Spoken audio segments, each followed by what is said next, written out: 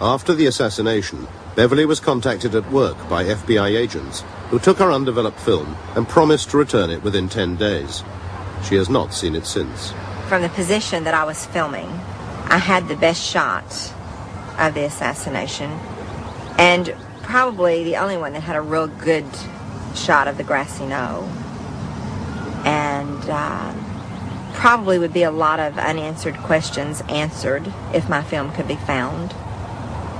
Fortunately, a few feet to Beverly's left, Mary Ann Moorman in the dark coat took her picture a split second after the president had been fatally struck in the head. Although frequently examined by the FBI, her historic snapshot was too widely publicized to disappear. We know that the president's car was in the center. Its dramatic secret, however, has only recently been uncovered. After 5 years of intensive study of the Moorman picture by two researchers in Texas, Jack White and Gary Mack, there is at last convincing evidence of a gunman up on the grassy knoll. Is the guy that we call Badge Man, and it appears to me that from our study of it, his waist is right at the top of the wooden fence. Gary Mack was the first to isolate the image, now known as Badge Man.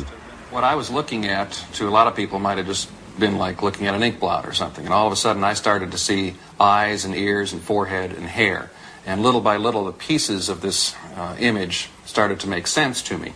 And that's when I first called Jack, and with his photographic work doing the blow-ups, we could see more and more and more detail. And at one point, we realized that this fellow was probably wearing a police uniform, or some type of uniform that was close enough to what the Dallas police were wearing, so that he could pass as a police officer. And really, to me, that was the one scary moment, because that was such a brilliant plan.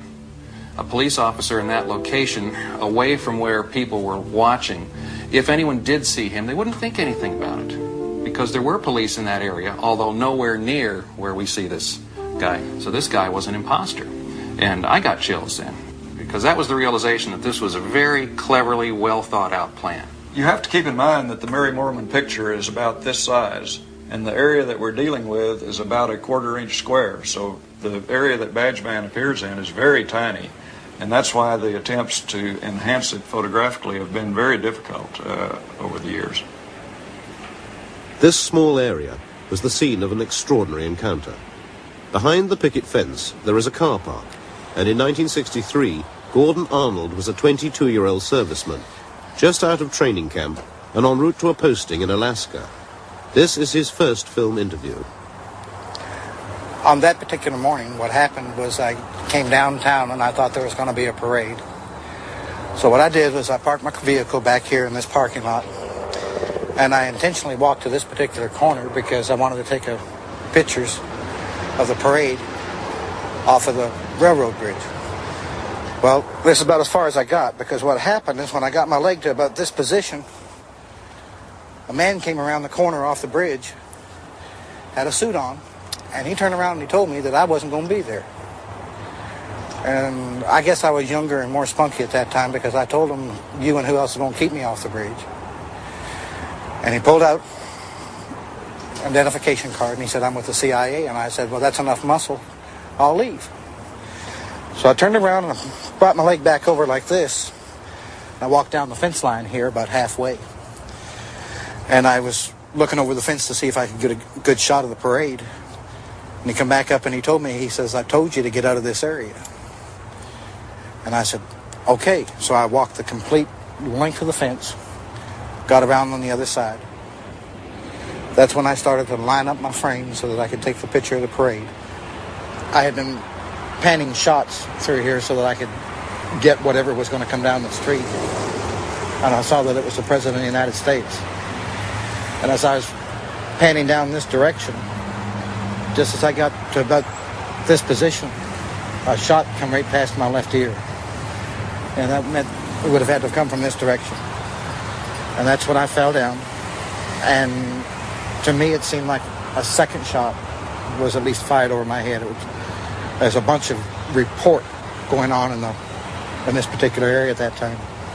And what happened was that while I was laying on the ground, it seemed like a gentleman came from this particular direction, and I thought it was a police officer because he had a uniform of a police officer, but he didn't wear a hat, and he had dirty hands. But it didn't really matter much at that time, because with him crying like he was, and with him shaking when he had the weapon in his hand, I think I'd have gave him almost anything except a camera, because that was my mother's. And literally what the man did was kick me and asked me if I was taking a picture. I told him that I was. And when I looked at the weapon, it was about that big around, and I decided I'd let him go ahead and have the film. I gave it to him, and then he went back off in this direction. I went off in this direction. And 3 days later, I was in Alaska. And I didn't come back to the United States for about 18 months. We spent a lot of time studying the picture and looking at little details, and I guess in the back of our minds was a story that had come out 4 years earlier by a man named Gordon Arnold, who claimed to be a witness to the assassination and claimed to have been standing up by the fence. And there was a light blob of something very close to where Badgeman was. We weren't sure what it was, but gradually, as details started coming out with Jack's photo work, we realized that this image was probably Gordon Arnold. And here's a guy who had told his story just to an acquaintance and was overheard, and that story went off to the news media, and Gordon Arnold was interviewed, and it appeared in the newspaper that he had been at the scene and was in that location, but no one believed him because there were no photographs or films that showed a man in that position. But all of a sudden, the Mormon picture confirmed his story. And again, the interesting part is that Gordon Arnold's story came out 4 years before we noticed the appearance of this figure in the Mormon photograph. We later learned that Arnold was wearing this Army cap that had a slight point at the top and a medallion on the right-hand side that said U.S. Army, and it's exactly what we see in the photograph. We also know that Gordon Arnold was filming this scene with a movie camera, and that's exactly what the photograph shows, because we see the right arm of the person in this position with his hand up toward his face and what appears to be obstructing his face, something perhaps like a movie camera. All right, you want to check that measurement once again? Yeah, this is about... Gary and Jack's work has been verified and duplicated by independent experts in Great Britain. Measurements taken in Dealey Plaza and from Mary Ann's original camera confirm that it was possible for the Badgeman figure to have fired the fatal headshot. And excellent view of the street from here. See the center lane, which is where the president was. You can see that whole lane for almost the entire period. It's a great position to be in. But the photograph had yet more to reveal. I was sitting in the office here one day looking at the picture, and I saw just all of a sudden what appeared to be another image standing directly behind the Badgeman. This appears to be a person in a hard hat and a white T-shirt. The lighting on him is entirely consistent with the lighting on Badgeman. In other words, there's a highlight on the construction helmet that he seemed to be wearing. There's a shadow of his head down on his shoulders, and the lighting source is absolutely consistent with the rest of the picture. He appears to be looking off in the direction of the school book depository. It was important in all this work that we develop somehow some independent corroboration for what we were seeing. And one of the important and yet often neglected witnesses in the Kennedy case is a railroad signalman named Lee Bowers, who was working in a railroad tower behind the picket fence and behind the grassy knoll.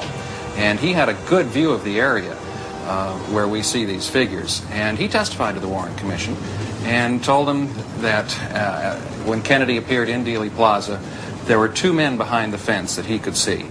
And these two men were in this one position the whole time before, during, and after the shooting. Lee Bowers died in a mysterious car accident 2.5 years after the assassination.